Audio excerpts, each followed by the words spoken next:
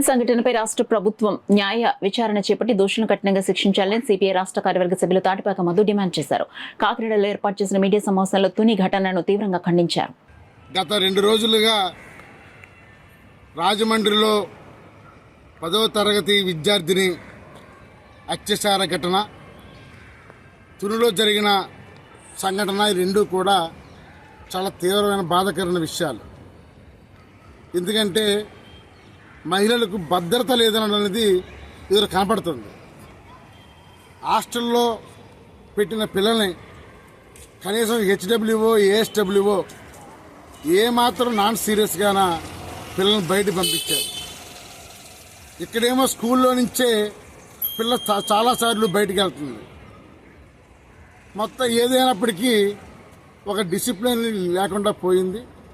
రెండో తుని ఘటన పలు అనుమానాలు తావిస్తుంది. చెరువులో దూకేయడం, చనిపోవడం, దీని మీద మేము వెళ్ళి విచారణ చేస్తే పేరెంట్స్ అందరూ కూడా ఏమన్నది ఇది ఏదో కుట్ర దాగుందని వాళ్ళు మాట్లాడుతున్నారు. అందుకనే ఈ తుని సంఘటన మీద జిల్లా ఎస్పీ గారు ఒక ఉన్నత స్థాయి విచారణ జరపాలి. అసలు వాస్తవం ఏంటో వెలుగు తీయాలి.